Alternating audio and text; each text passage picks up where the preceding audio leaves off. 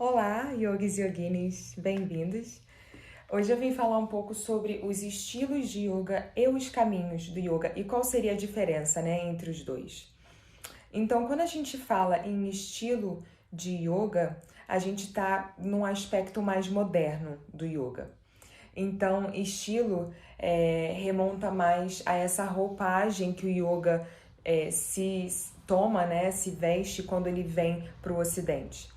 E os caminhos do yoga já remontam a um tempo muito mais antigo, Inclusive os caminhos do yoga estão presentes nas escrituras do yoga. Então tem esse aspecto, Os estilos seriam algo mais moderno, os caminhos já são bem mais antigos. E quando a gente pensa assim no yoga em geral, o grande pai do yoga seria Shiva. Mas quando a gente pensa no yoga moderno, como a gente conhece hoje em dia, o grande pai do yoga é Krishnamacharya. Então, quem foi Krishnamacharya? Então, Krishnamacharya, ele foi esse grande yogi indiano e ele é responsável por trazer o yoga, popularizar o yoga no Ocidente, nesse formato que a gente conhece, Então, o Krishnamacharya, ele reavivou o yoga, Então, ele trouxe de volta todos aqueles ensinamentos antigos e ele criou, ele compilou tudo isso e ele passou para frente essa forma de prática antiga e ele propagou bastante, Ele divulgou bastante essa prática. Ele defende, Ele ensinou o yoga como essa prática para que houvesse uma melhora na saúde física, na saúde mental e ajudar, ser um apoio nesse caminho de despertar, de consciência, caminho espiritual. Então, Krishnamacharya, ele se comprometeu com a popularização do yoga. Existem até testes que fizeram em Krishnamacharya para popularizar o yoga, dele conseguindo parar os próprios batimentos cardíacos através da prática de pranayama, de meditação, ele conseguiu chegar a esse lugar e foram testá-lo, para comprovar que ele conseguia parar os seus próprios batimentos cardíacos e questões como essa, ele se colocava, ele se prontificava para realizar, para popularizar mesmo o yoga e mostrar todos os benefícios, e tornar amplo os benefícios do yoga. E aí Krishnamacharya tem essa importância muito grande, porque ele foi o grande professor de 3 principais, muito importantes professores de yoga que difundiram o yoga no Ocidente, Então, seria Desikachar, o seu filho, Patabi Jois e Desikachar, Patabi Jois e Iyengar. Então, o primeiro, Desikachar, que era o seu filho, ele incorporou os ensinamentos do seu pai e ele caminhou para o yoga terapêutico.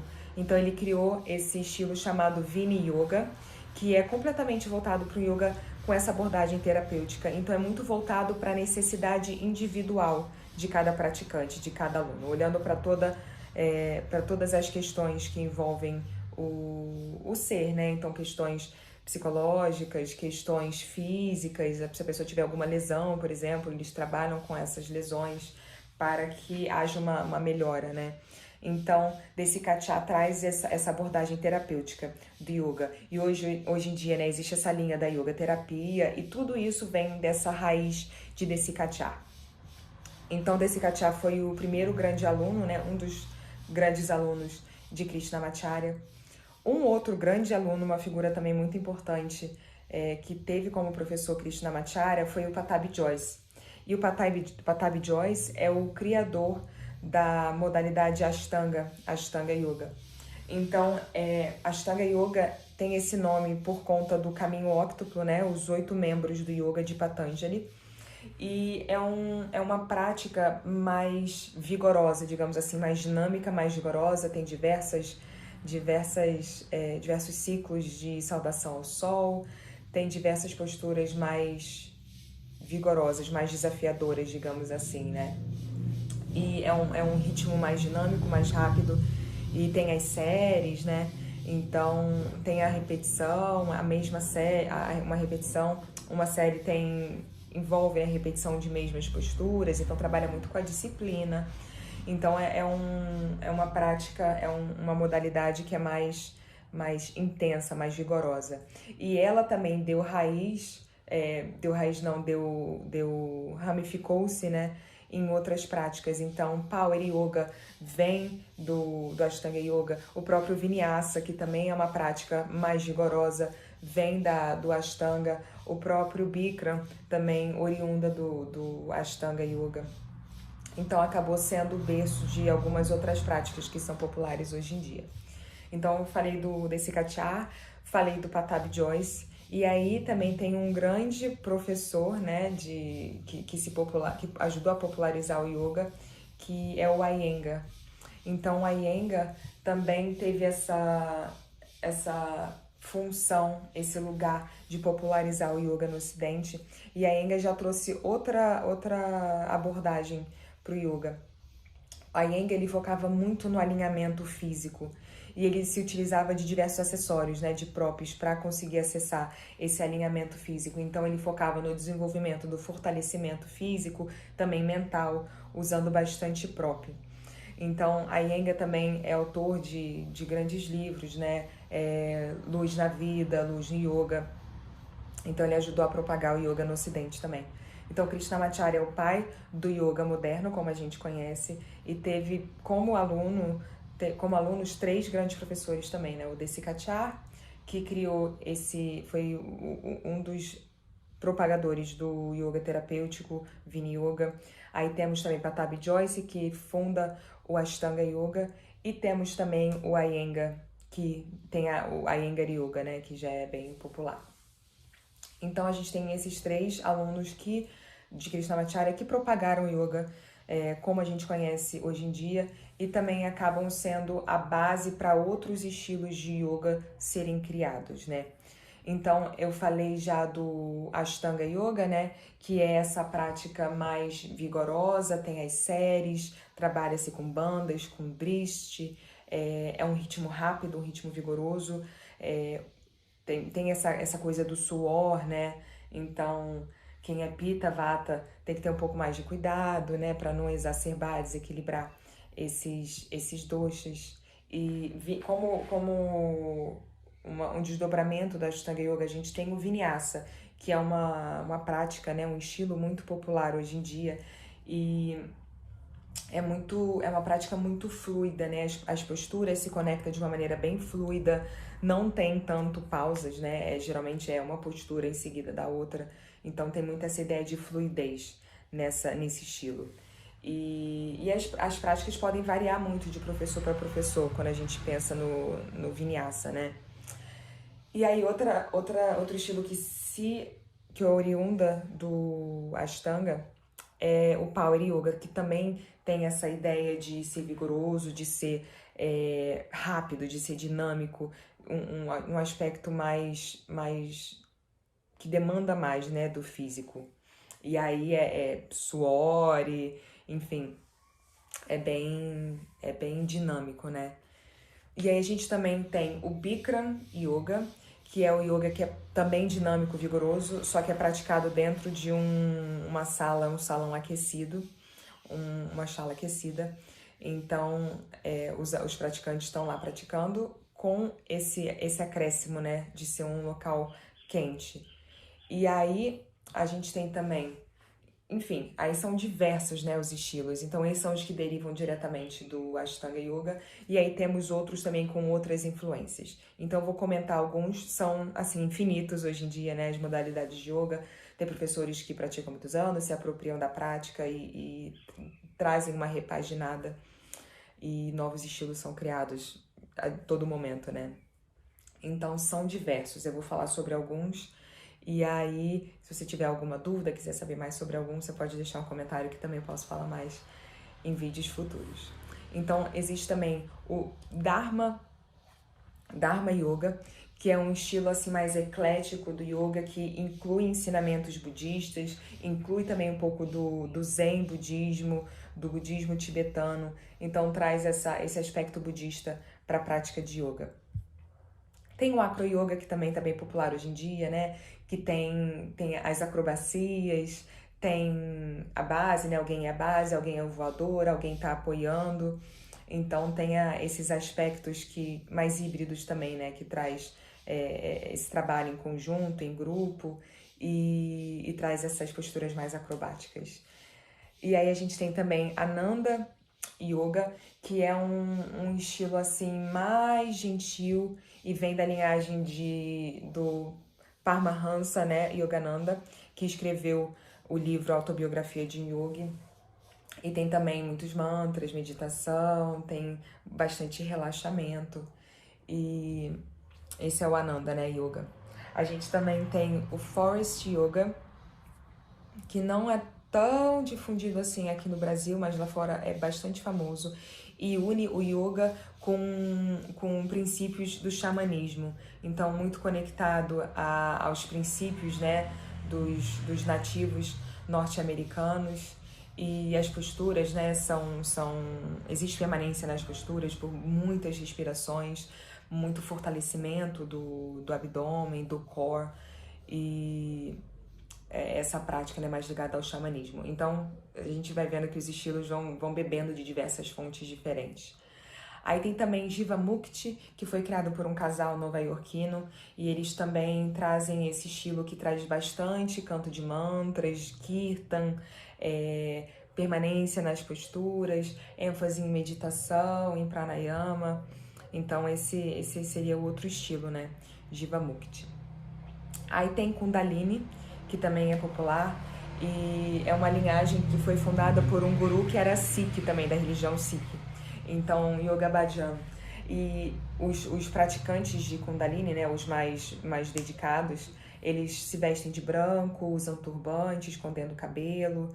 E os praticantes de Kundalini praticam diversos kriyas, né, as purificações. Então, tem bastante movimento repetitivo, movimentos, além do movimento, tem também a permanência nas posturas, né?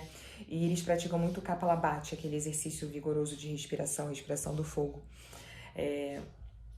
Bastante prática de Kapalabhati nas posturas. Então, muito canto de mantra, trabalho com os chakras, meditação. Então, esse seria, né, o Kundalini, a prática de Kundalini.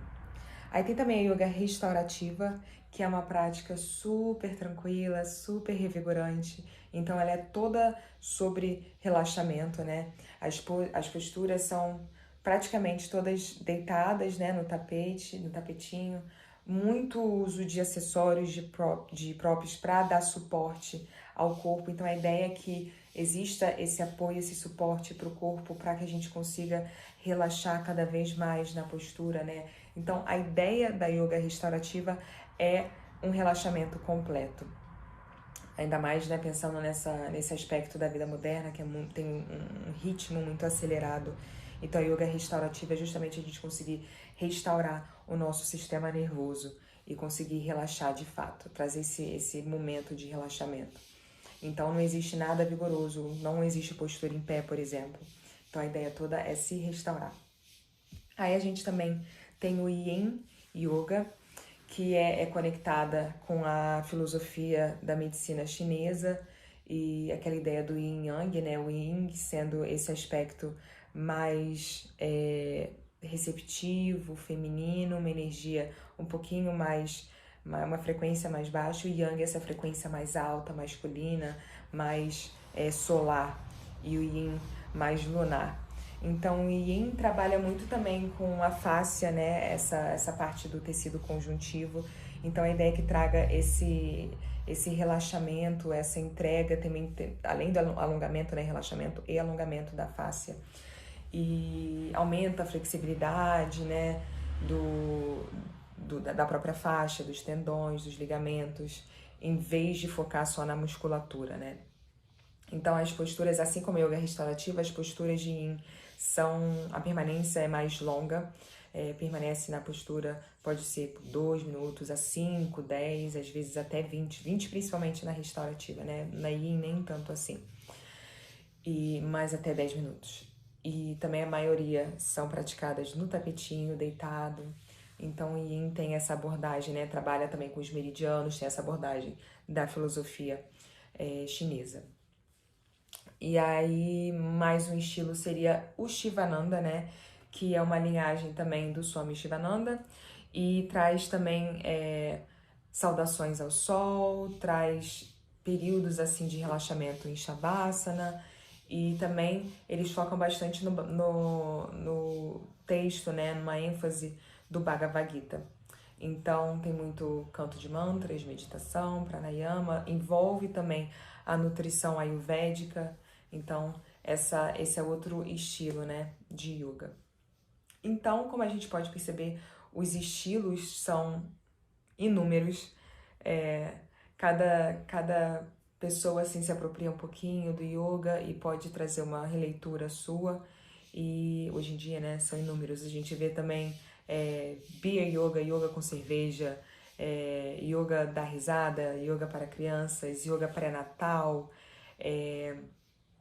Assim, são inúmeros os estilos de yoga, que é uma faceta desse yoga moderno, né? Que vai se movimentando junto com as transformações que a gente vive. Só que, para além dos estilos de yoga, a gente também tem os 4 caminhos do yoga, os quatro ramos do yoga, né? Então, quando a gente pensa nos caminhos, e isso é um conceito que data lá de trás, então vem junto com as escrituras, é um conceito mais antigo, que não é ligado ao yoga moderno, é ligado ao yoga clássico. Então, a filosofia yoga traz essa ideia de que a raiz do nosso sofrimento enquanto ser humano é que a gente se desconecta do nosso ser, do nosso verdadeiro ser, o nosso eu verdadeiro. A gente esquece quem nós somos de fato, a gente esquece a nossa verdadeira essência. Então, esse esquecimento, essa percepção equivocada de quem a gente é, também chamada de avidya, que a tradução seria ignorância, então eu gosto mais de chamar de percepção equivocada, né? Que é uma visão de uma identidade que é completamente separada de todo o resto da existência, né? Então a gente esquece que a gente é parte do todo, que a gente é parte, somos uma unidade. Então, de acordo com a filosofia, né, existem 3 impurezas da mente que vão fomentar essa percepção equivocada que a gente tem de separação. E elas são, né, mala, que é uma impureza que é tanto física quanto mental. Então, um pensar, um agir de uma forma que busca apenas o próprio benefício, né? Traz um aspecto de egoísmo e traz esse movimento para si, para o individualismo, para o singular. Então tem um aspecto egóico, né? Isso é uma das impurezas da mente que vão causar essa percepção equivocada de separação. E aí a gente também tem Vikshepa, que é outro conceito, e é essa ideia de dispersão, de confusão mental, essa tendência da mente de se concentrar no que está fora, de se mover de um pensamento pular para o outro, né? Que em inglês chamam até de monkey mind, essa mente de macaco que está pulando de galho em galho, que não se firma em um ponto. Então, Vikshepa traz essa dispersão, confusão, que é um obstáculo para o samadhi, né?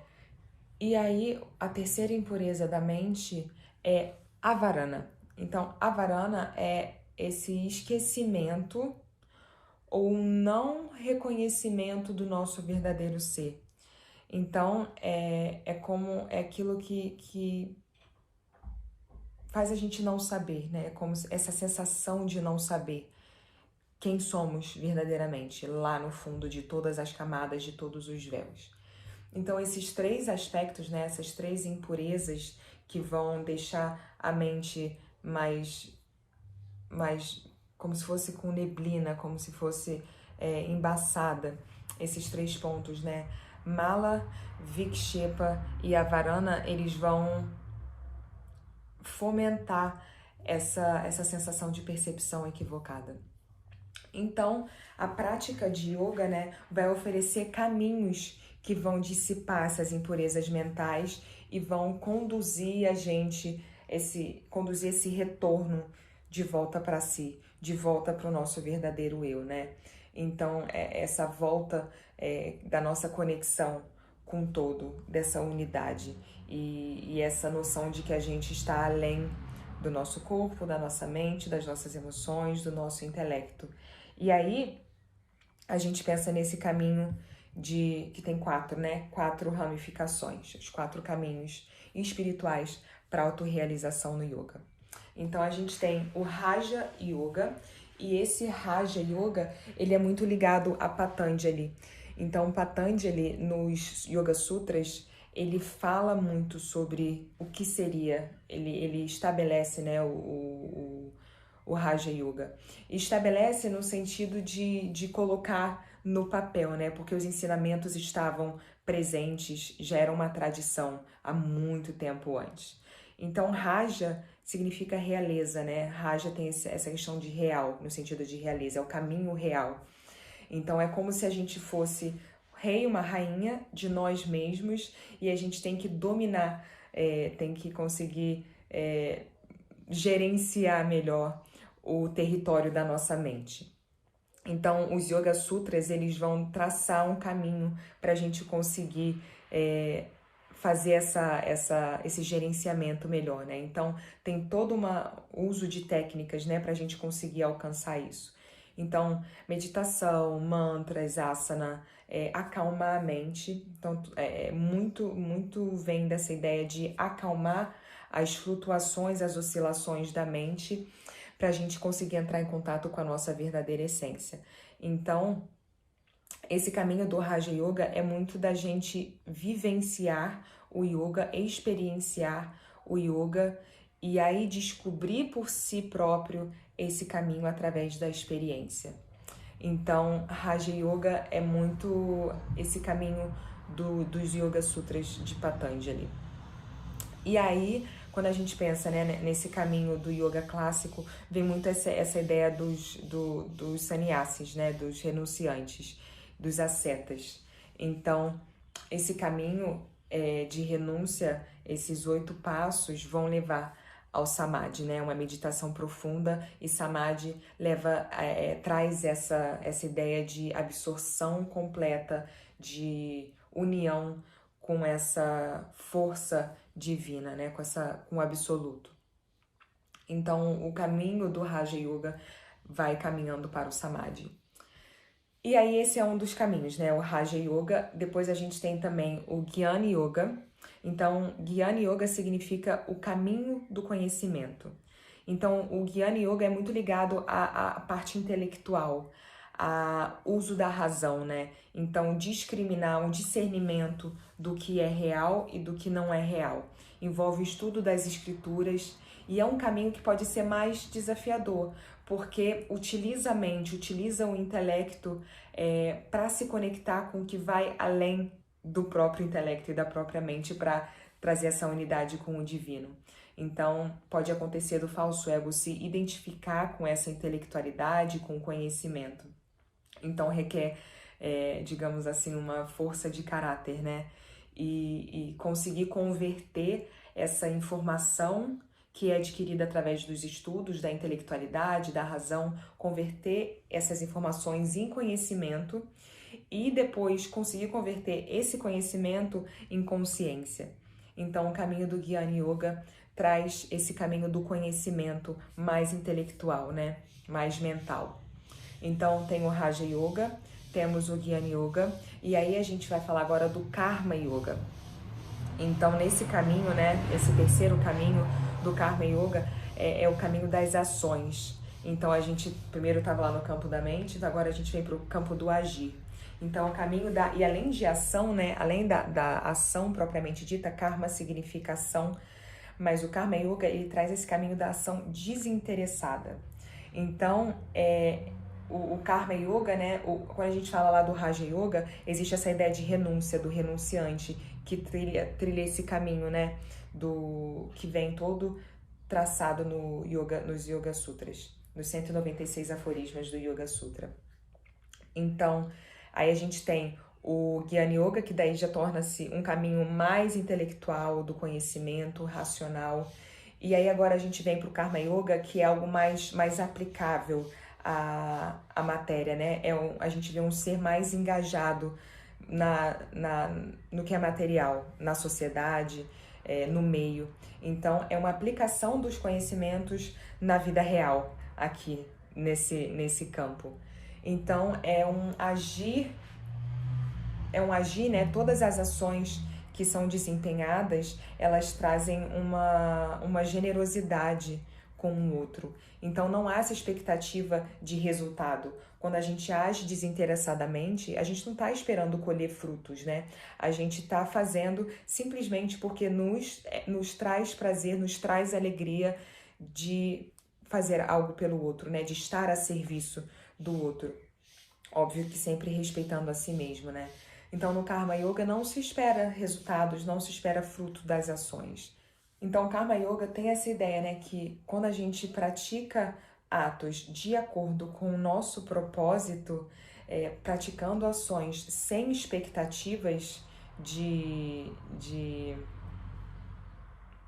ser recompensada, digamos assim, ou de ganhos pessoais, ou de apego ao resultado, em vez da gente pensar de uma forma egoísta, de uma forma individual, a gente traz esse espírito do serviço, né? Então tem esse aspecto bem legal. E o princípio, né, do Karma Yoga, os princípios do Karma, nos ensinam que a maneira que a nossa vida se manifesta hoje em dia é determinada por ações que a gente teve no passado, por ações que a gente teve em vidas anteriores, e a maneira que a gente opta por agir hoje também vai afetar a qualidade do nosso futuro, das nossas vidas futuras.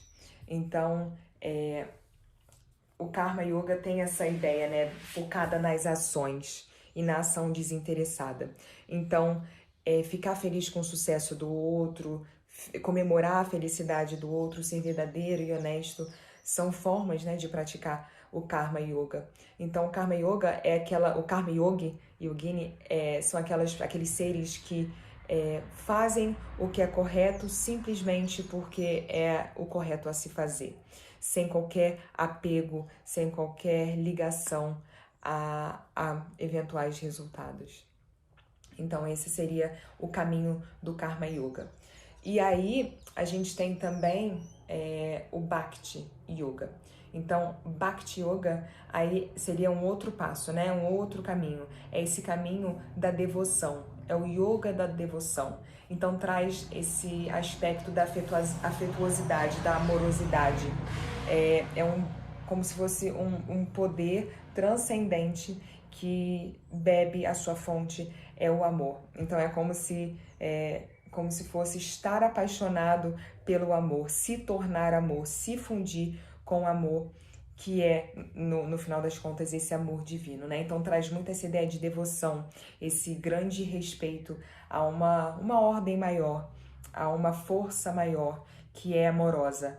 Então essa ordem, né, pode ter o nome que você se conecta mais, né? Pode ser Deus, pode ser a fonte criadora, a fonte divina, a força divina, a origem, né, a fonte de tudo.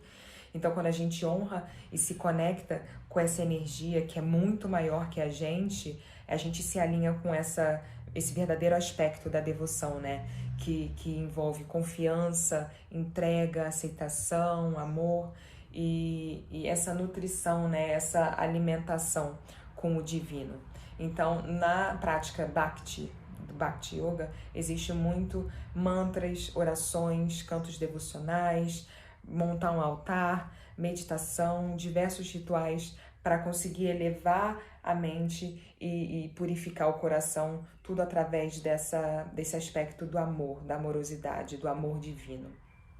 Então, essa prática de sacralizar tudo que é cotidiano, sacralizar tudo que é habitual, honrar e respeitar todas as vidas, são aspectos da prática Bhakti, da prática da devoção, né? Praticar meditação com japa mala, fazer parte de satsangs, cantos de mantra, então tudo isso são práticas de Bhakti Yoga, né? Então, o Bhakti Yogi e Yogini são aqueles seres que vão agir norteados pelo amor, norteados pela devoção, enxergando que a força divina e tudo o restante são a mesma coisa. Então tudo é divino, tudo tem essa força do divino. Então o Bhakti Yoga traz esse aspecto do amor ao divino, da devoção. Então, esses são os 4 caminhos e eles não necessariamente se excluem, eles não necessariamente se separam um do outro. Pode-se praticar, né? Pode-se trilhar mais de um caminho ao mesmo tempo, pode-se trilhar todos os caminhos ao mesmo tempo. Então, vai muito da sua escolha enquanto praticante. Que caminho você quer seguir? Então, é algo a refletir, né? Que prática de yoga eu quero trazer para minha vivência. E todas podem se complementar também, existe essa ideia também de um complementar o outro. Então, lembrando, né, que o estilo de yoga é mais uma visão, moderna do yoga, enquanto que o caminho do yoga remonta ao yoga clássico, os 4 caminhos do yoga, né? Então, os caminhos são 4, esses que eu mencionei, enquanto que os estilos de yoga são inúmeros. Então, cada dia a gente vê nascer um estilo de yoga diferente. Então, se tiver alguma dúvida, algum comentário, alguma pergunta, fica à vontade para deixar aqui embaixo. E se tiver sugestões também, deixa aqui embaixo. E te convido a seguir aqui nas redes sociais. E um abraço, até a próxima, Namastê!